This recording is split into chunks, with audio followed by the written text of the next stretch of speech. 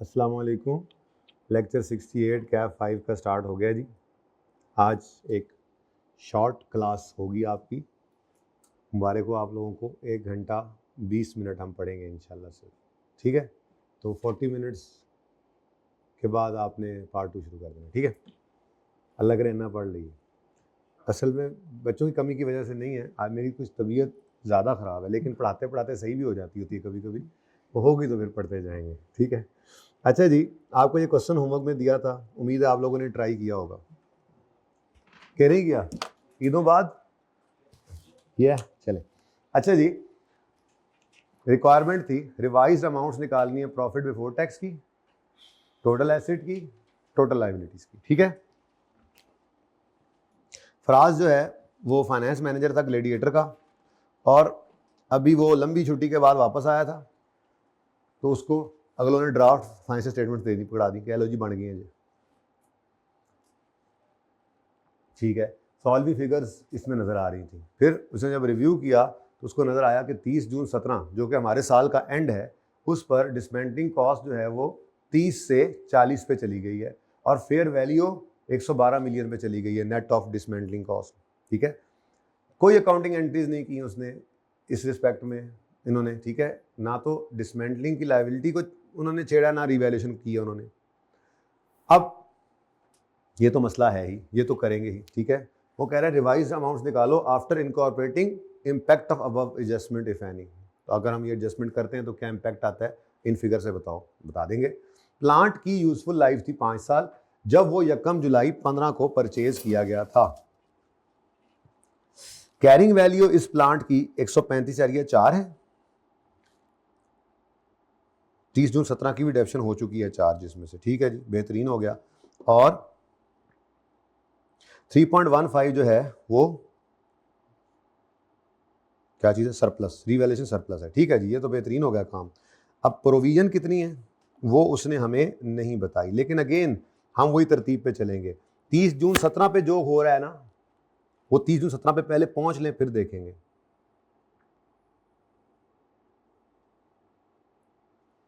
ठीक हो गया। अच्छा, अब 30 जून 17 पे आना है। मसला क्या है? क्वेश्चन नंबर, क्वेश्चन बैंक का क्वेश्चन नंबर 4 है, ग्लेडिएटर वाला, पेज नंबर, ग्लेडिएटर, ग्लेडिएटर लिखें या फराज लिखें। एकदम से मुझे लग रहा है मेरा सर का दर्द ठीक हो रहा है जैसे मैं पढ़ा रहा हूँ जी। Date working one, date, description,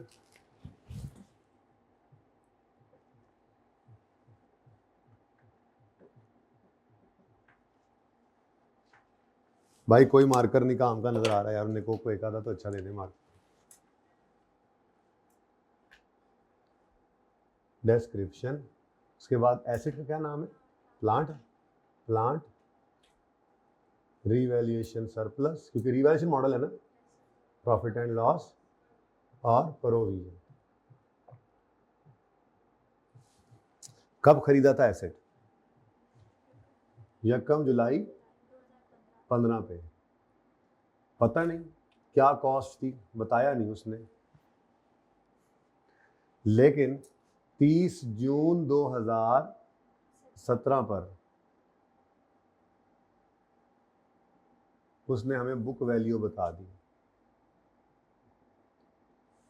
तो 1 जुलाई 15 से 30 जून 16 आया होगा, फिर 30 जून 17 आया होगा, तो 30 जून 17 पर बुक वैल्यू कितनी है?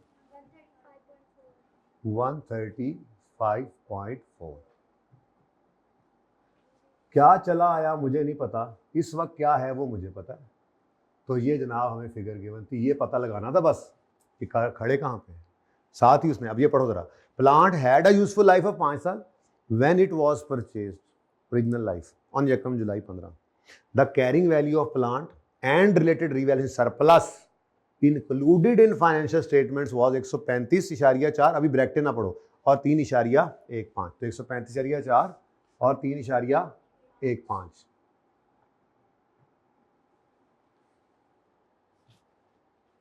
नेक्स्ट। अच्छा, अब आगे वो कहता है ये जो 135.4 है, ये आफ्टर डेप्रीसिएशन ऑफ 17 है, यानी कि इन फाइनेंशियल स्टेटमेंट्स में जो डेप्रीसिएशन चार्ज होनी चाहिए थी वो हो गई है।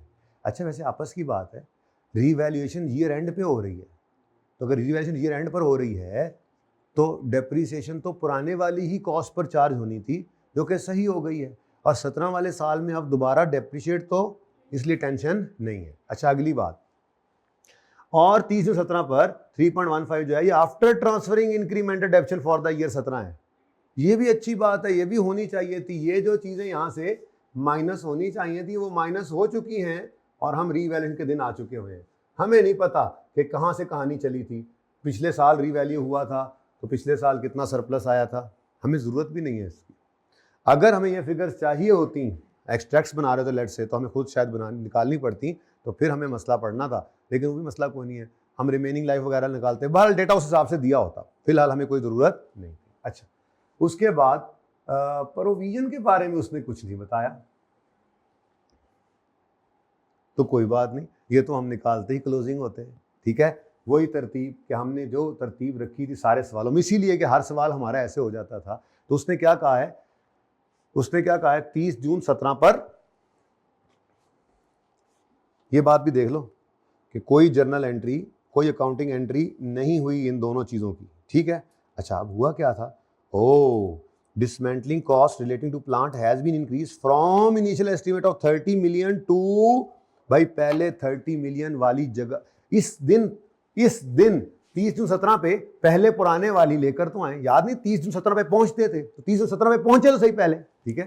30 जून 17 पर क्या है, क्या जी पुरानी एस्टिमेट क्या है, 30, और डिस्काउंट रेट सवाल में कहीं गिवन है 8% डिस्काउंट रेट है। अच्छा, अब बड़े ध्यान से 1.08 लिखने के बाद 1 जुलाई 17 को एसिड खरीदा था, 30 जून 16 तक 1 साल गुजरा और 30 जून 17 तक 1 साल गुजरा, तो 2 साल गुजर चुके हैं। ओरिजिनल एस्टीमेट था 5 साल का, 2 गुजर गए तो रिमेनिंग 3 बेटा, 2 गुजर गए, रिमेनिंग, हम कितने दूर हैं अपनी इस लायबिलिटी की सेटलमेंट से, 2 साल गुजर गए तो अब 3 साल दूर है, तो इस वक्त 3 साल दूर, 3 साल वापस बुलाना है इसको। क्या आंसर आया जी, 23.8, ठीक है। अब मुझे क्या जरूरत है, ऊपर क्या इंटरेस्ट था, क्या कुछ था, क्या नहीं था, मुझे किसी की जरूरत है ही नहीं, ठीक है। ये सब काम वो कह रहा है हो चुके हैं, ड्राफ्ट बन चुका है, तो इंटरेस्ट भी चार्ज हो चुका होगा, डेप्रिसिएशन भी चार्ज हो चुकी है, वो कह रहा है ट्रांसफर भी हो चुका है। अब मसला क्या आया है, रीवैल्यूएशन है और चेंज इन एस्टीमेट है, लेकिन पहली बार ऐसा हुआ कि दोनों चीजें साथ के साथ। यहां पे हमने लिखा और साथ क्या लिखा जी, एस्टीमेट चेंज और change in estimate and revaluation same date पर।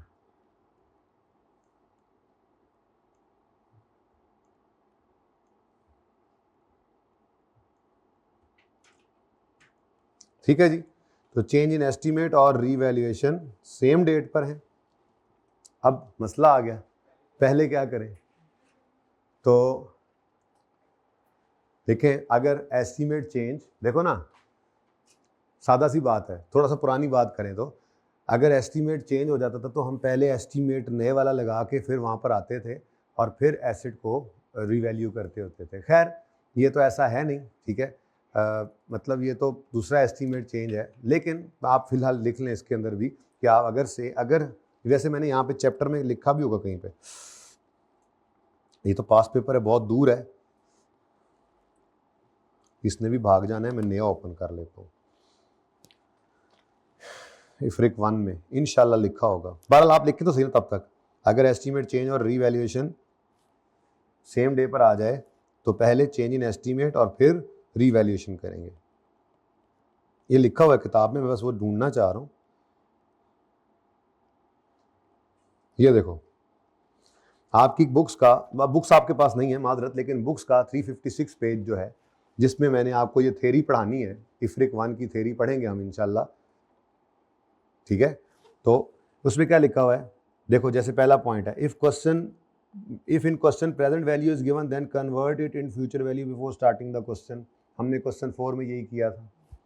फिर if fair value is given in question net of decommissioning you will add present value of restoration in it and if question is silent there is no need to add. तो हमें तो दोनों सवालों के अंदर जो किए थे, बल्कि ये तीसरे में भी हमें क्या कह रहा है, रीवैल्यूएशन मॉडल है, रीवैल्यूड अमाउंट है, नेट ऑफ, इसमें भी कहा हुआ है नेट ऑफ, तो हमें फिर क्या करना है, प्रेजेंट वैल्यू डीकमीशनिंग को ऐड करना है। लेकिन अगर सवाल चुप होगा, मैंने तो ये कहा था ना कि उसने लिखा हो इंक्लूडिंग ना भी लिखा हो, सवाल चुप भी हो, तो नॉर्मल अजम्पशन क्या है कि उन्होंने ऐड किया होगा। ये दूसरा पॉइंट आ गया। तीसरा और आखिरी point, where revaluation of asset and remeasurement of provision for decommissioning occurs on the same date, refer gladiator question in question bank, जो कर रहे हैं। Then firstly past adjustment of remeasurement and then revalue. तो ये लिखा हुआ भी था आपके, तो आप रेफर कर लें इस सवाल के साथ छोटा सा कि पेज 356 एग्जाम टिप्स पॉइंट 3, जो आपने भी लिखा है ना, उर्दू में लिखा था ना, अगर सेम डेट पर रीवैल्यूएशन और एस्टीमेट चेंज हो तो पहले रीमेजरमेंट प्रोविजन की कर लें, फिर रीवैल्यूएशन करें। हाँ जी, फिर भी आप ऐसे कर लें, ठीक है। अच्छा, अब जी कोई एक काम तो पहले करना ही है। अब जी एक लाइन खाली छोड़ें और रिवाइज्ड बुक वैल्यू निकालें।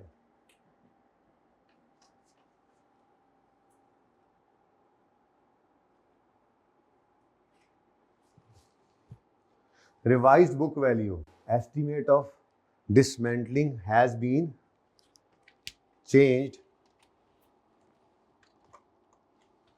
estimate of dismantling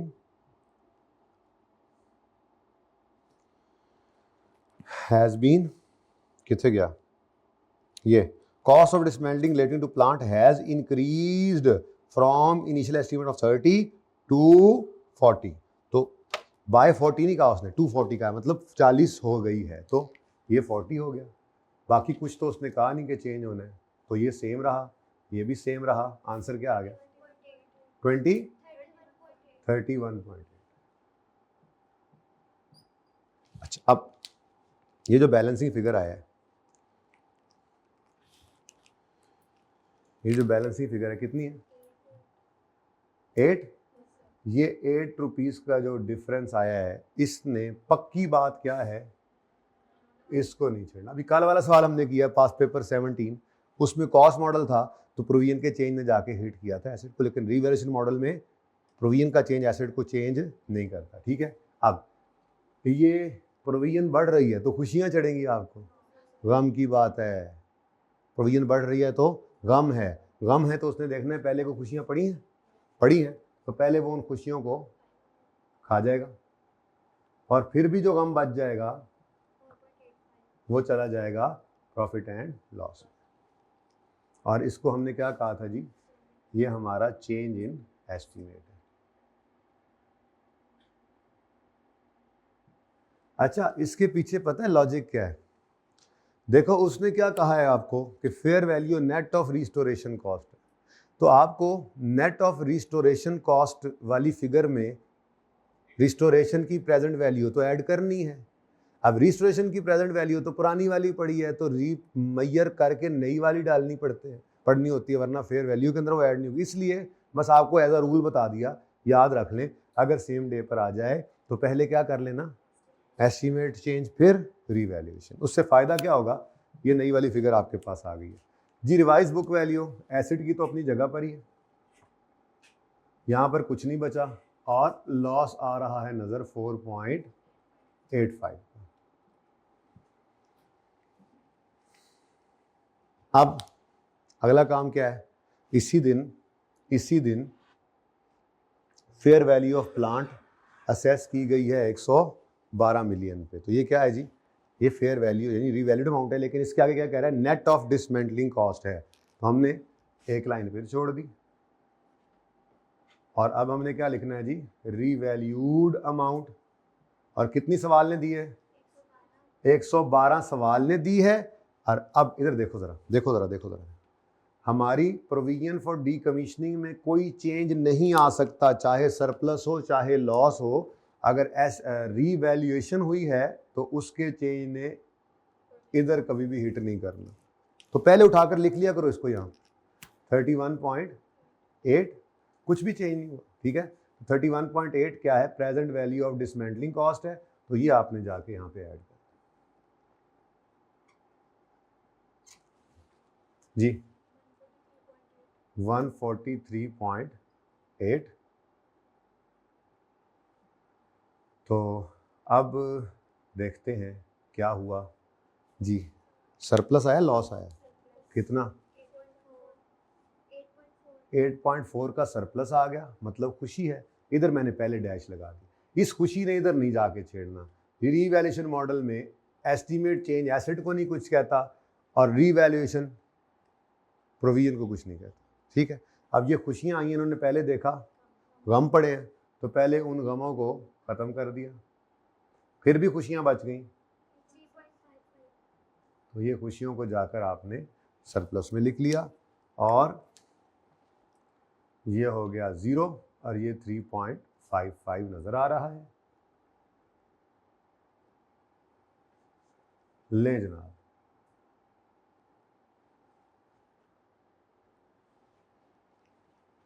ये होना चाहिए था।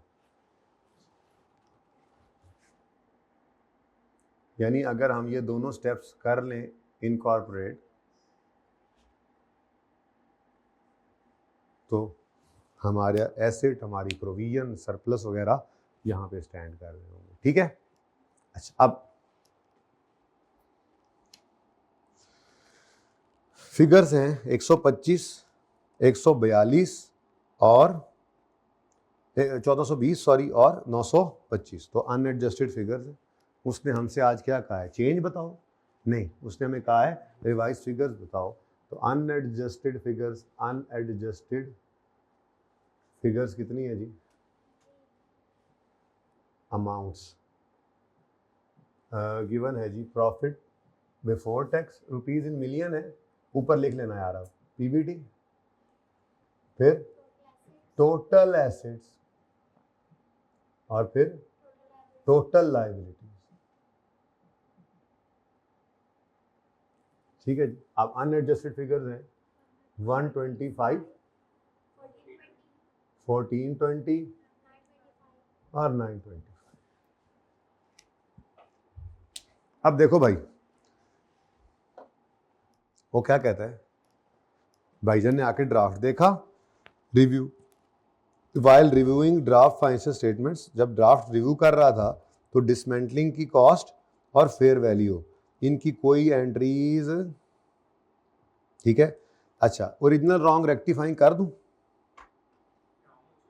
हाँ, मतलब जो होना था वो नहीं हुआ, इसलिए जो होना था नहीं हुआ उसी को कर लेना है, ठीक है।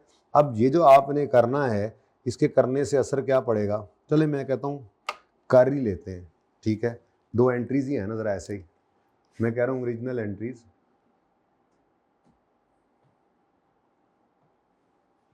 यहां तक तो पहुंचे हुए हैं वो, ये क्या एंट्री है, प्रोविजन बढ़ रही है, प्रोविजन क्रेडिट, सरप्लस इन ओसीआई डेबिट, पीएनएल, तो रीवैल्यूएशन सरप्लस ओसीआई में डेबिट 3.15, पीएनएल में लॉस हुआ डेबिट 4.85 का, और प्रोविजन फॉर डीकमीशनिंग क्रेडिट 8 से। फिर रीवैल्यूएशन की, तो रीवैल्यूएशन की पहली एंट्री होती है accumulated depreciation debit asset credit, वो एंट्री मैं नहीं कर सकता, मेरे पास उसकी इंफॉर्मेशन नहीं है, डेटा नहीं है, ठीक है। दूसरी एंट्री क्या कर लें, ये बोलो, एसेट प्लांट, एसेट डेबिट 8.4 से, रीवैल्यूएशन सरप्लस इन ओसीआई क्रेडिट 3.55 से, और पीएनएल क्रेडिट, ये जनाब गेन आ गया एक तरह से ना, रिवर्सल ऑफ लॉस, ठीक है, 4.85।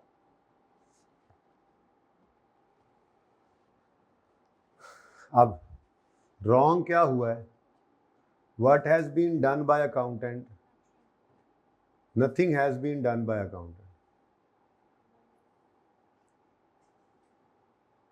तो रेक्टिफाइंग एंट्री में फिर क्या करोगे? जी हाँ, जो होना था नहीं हुआ कर लेंगे, जो होना था नहीं हुआ कर लेंगे। तो फिर डायरेक्ट उसी को ही कर लेते हैं, उसी को लिख लेते हैं। अब सरप्लस 3.15 से डेबिट और 3.55 से क्रेडिट होना चाहिए, मतलब नेट करो तो रेक्टिफाइंग एंट्री नहीं, कैसे?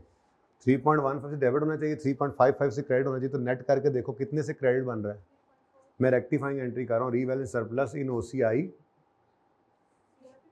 0.40 से क्रेडिट होना चाहिए। आप समझ आई है? ये होना था ना नेट में 0.4 से क्रेडिट होना था, नहीं हुआ तो कर दिया। नेक्स्ट PNL भी नेट कर दो 4.85 से। अच्छा यहाँ कुछ नहीं होना, PNL डेबिट होना चाहिए था 4.85 से, क्रेडिट होना चाहिए था 4.85, यानी कि PNL को कुछ नहीं करना था। कुछ ना करो, नेट करके देखें तो कुछ नहीं होना PNL, ठीक है। नेक्स्ट प्रोविजन को क्रेडिट करना था 8 से, नहीं हुआ क्रेडिट 8 से तो कर लेंगे। और प्लांट को डेबिट करना था 8.4 से, यानी रीवैल्यू करना था, नहीं किया तो कर लें।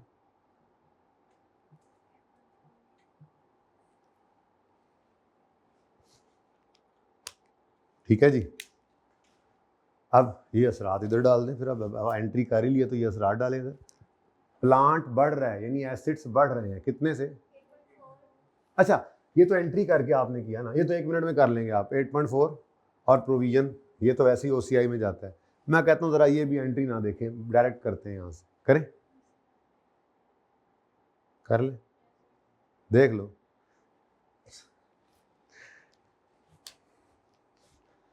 उससे इधर देखो ना, क्या कह रहे, रिवाइज अमाउंट्स निकाल दो। तो आप डायरेक्ट देख कर भी कर सकते हो आपकी रेक्टिफाइंग एंट्रीज से, ठीक है। ओरिजिनल एंट्री सामने होनी है ना, ठीक है। PNL में 4.85 डेबिट मतलब लॉस में बढ़ना था, ऐसे ही है, यानी कि PNL डेबिट मतलब लॉस बढ़ेगा, लॉस बढ़ेगा तो प्रॉफिट क्या होगा? कम। लेकिन अगले ही मोमेंट पे आपको नजर आ रहा है कि लॉस, ये PNL क्रेडिट हो रहा है, यानी कि रिवर्सल ऑफ लॉस है, लेकिन लाइक गेन, तो उस गेन ने प्रॉफिट को, तो इसका मतलब कुछ भी करने की जरूरत नहीं है। मैं ये नहीं देख, ठीक है, डन। प्रॉफिट का इंपैक्ट आ गया। अगली बात, सरप्लस इन OCI डेबिट और क्रेडिट, ये दोनों कहाँ जाने हैं? तो OCI में जाने हैं। क्या उसने मुझे OCI का बोला है? उसने तो मुझे PBT आई थिंक दिया हुआ है, PBT दिया हुआ है। तो ये सरप्लस तो OCI का आइटम है, पैट के भी बाद आता है, इसलिए इसका इंपैक्ट लेने की जरूरत। प्रोविजन यानी लाइबिलिटी क्रेडिट, यानी बढ़ रही है, लाइबिलिटी का बढ़ना शो कर दो यहाँ पे कितने से। और एसिड डेबिट, एसिड भी बढ़ रहा है तो 8 पॉइंट, अगर अलग अलग लिखना है तो आप लिख भी सकते हो, increase in acid, increase in provision. अगर ऐसा नहीं करना तो टोटल इंपैक्ट आप बता सकते हो एडजस्टमेंट का। ओके, तो यहां से आपके पास रिवाइज्ड फिगर्स आ जाएंगी 125, 14, 28.4, 933।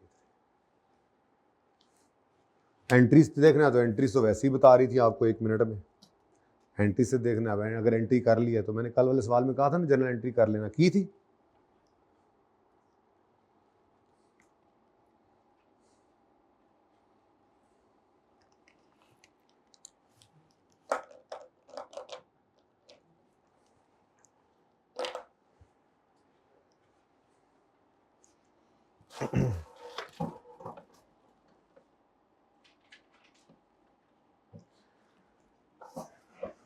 सर दर्द बेहतर हो रहा है वैसे। अच्छा अब ये ना दुआएं करने लग जाना कि ना हो ना हो ना हो।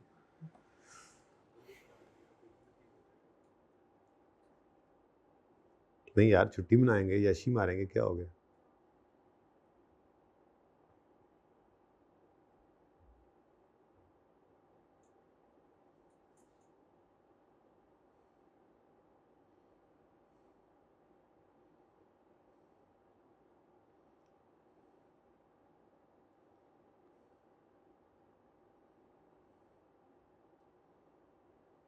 हाँ जी, डन।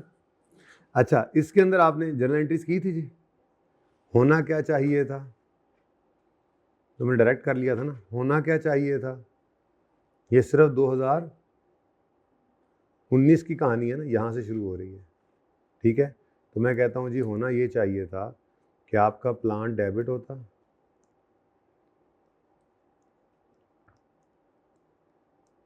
और प्रोविजन क्रेडिट होती, यही पहली एंट्री बन रही है ना यकम जनवरी को, ऐसा ही है। उसके बाद डेप्रिसिएशन एक्सपेंस डेबिट होता, मैं प्लांट ही क्रेडिट कर रहा हूँ, कितने से 152.6, आसानी हो जाती है ना। अक्यूमुलेटिव क्रेडिट होने का मतलब उसका बढ़ना, यानी एसिड की कमी है, तो प्लांट ही लिख दें। उसके बाद interest expense debit provision credit, ये भी पीएनएल का आइटम, चलो छोड़ो। प्रोविजन क्रेडिट कितने से 6.4, ये जनाब होना चाहिए था, ठीक है, ओरिजिनल। लेकिन what has been done by the accountant साहब,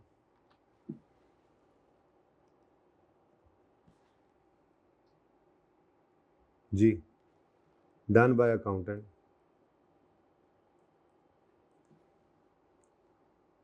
अब वो हमने पूरी वर्किंग की थी, लेकिन सिर्फ 19 वाले साल में मसला है, उसने नहीं एस्टीमेट चेंज किया, तो डेप्शन भी पुरानी, इंटरेस्ट भी पुराना, तो डेप्रिसिएशन डेबिट,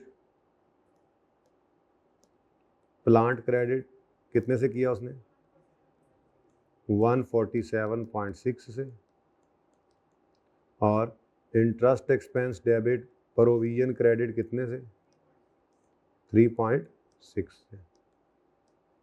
अब हम, होता है ना रेक्टिफाइंग एंट्रीज मांग लेता है, तो वो फिर जरा प्रैक्टिस हो जाती है इससे, ठीक है। अब रेक्टिफाइंग एंट्रीज अगर करनी हो तो ऊपर वाला काम नहीं करेंगे, वो इसलिए सिखा दिया था कि सवाल में उसने पूछा, ऐसे ही हुआ था। तो रेक्टिफाइंग एंट्रीज हैं, तो पहली एंट्री नेट में एंट्री करते हैं, नेट में ही करते हैं, ठीक है। चलो शुरू हो जाओ फिर। प्लांट डेबिट होना था 22.8 से, क्रेडिट होना था 152.6 से, और बस, तो इन दोनों को नेट करो, होना चाहिए था क्रेडिट कितने से 120, लेकिन हुआ है क्रेडिट 147.6 से, तो होना चाहिए था क्रेडिट 120 समथिंग, कितना था होना चाहिए था क्रेडिट, यानी 129 से क्रेडिट होना था, उल्टा 147 से क्रेडिट हो गया, तो ज़्यादा क्रेडिट हो गया, सही करने के लिए डेबिट कर दोगे। अब ये ऐसे ज़बानी आपने सोचना है, उसके बाद फिर ये दोनों फिगर्स लिख लेनी है, वन जैसे मर्जी लिखो, 129 पहले लिख लो, -147, इससे क्या फ़र्क पड़ता है, आपने सोच के पहले डेबिट साइड पे लिख तो लिया है इसको, कि मैं पहले प्लस प्लस, जो दो डिफरेंस है बस जिनका आना है वो निकालो डिफरेंस, ठीक है। कितना आता है 17.8 से प्लांट हो जाएगा डेबिट। प्रोविजन ने क्रेडिट होना था 22.8 और क्रेडिट होना था 6.4, यानी टोटल करो तो 29.2 से क्रेडिट होना था, सिर्फ 3.6 से क्रेडिट हुई है, तो मतलब जितने से क्रेडिट होना था उससे कम से क्रेडिट हुई है, तो मजीद क्रेडिट कर लें, तो 22.8 प्लस 6.4 कितना था 20, माइनस कितने से क्रेडिट हो चुकी, तो बताओ जी 25.6।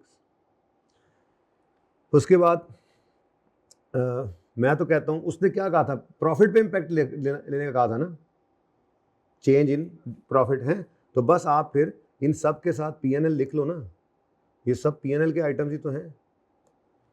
एक्सपेंस पीएनएल को डेबिट करता है, फिर ये एक्सपेंस भी पीएनएल को, फिर ये एक्सपेंस भी पीएनएल को, ये एक्सपेंस भी पीएनएल को डेबिट, एक्सपेंस का बढ़ना, ठीक है। तो अलग अलग क्या करना, फिर मैं तो कहता हूँ पीएनएल को ही हिट करते हैं, ठीक है।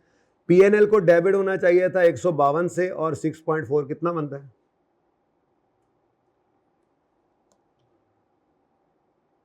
152.6 प्लस 6.4 कितना बनता है। पीएनएल को डेबिट होना चाहिए था 159 पॉइंट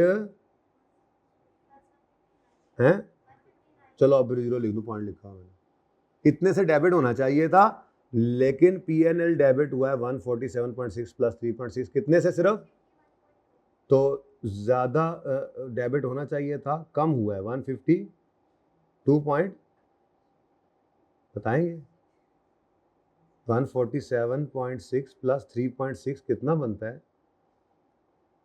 मैं बताऊं जी? अच्छा जी, तो मज़ीद डेबिट कर दें कितने से? बराबर होगी एंट्री आपकी। अच्छा, अब इस एंट्री से देखें आपको इम्पैक्ट भी मिलेगा। एसिड्स में 17.8 का इंक्रीज इन एसिड्स, यहाँ पे भी ऐसे ही किया था हमने 17. PNL डेबिट मतलब प्रॉफिट के अंदर कमी 7.8 से, डिक्रीज इन प्रॉफिट औखा औखा होके हमने निकाला था 7.8। प्रोविजन के अंदर क्रेडिट मतलब इंक्रीज 25.6, तो इंक्रीज इन लाइबिलिटी, ठीक है। तो ये आप एंट्रीज भी कर सकते थे इस तरह से, ठीक है, लेकिन ये रिक्वायर्ड नहीं था, ये ऐसे ही था, ये फरमाइश थी मेरी, रिक्वायरमेंट चूँकि ये थी तो ये रिक्वायरमेंट थी, तो उसका काम ऐसे भी हो जाता है। ये आप छोटी सी वर्किंग कर,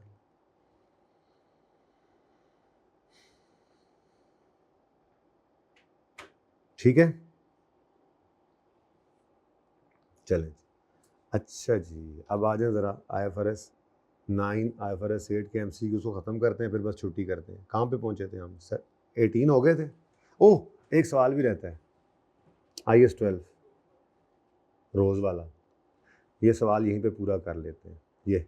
ये जो 2 चीज़ें रह गई थी ना, ठीक है, तो प्लांट की कैरिंग अमाउंट निकाल लें, प्रोविज़न निकाल लें, इनकी टैक्स बेसिस निकाल लेते हैं, डिफरेंस निकालते हैं, ये सवाल हम अपना पूरा कर लेते हैं, ठीक है। अब एडजस्टमेंट थी ये कितने बच्चों ने ट्राई की?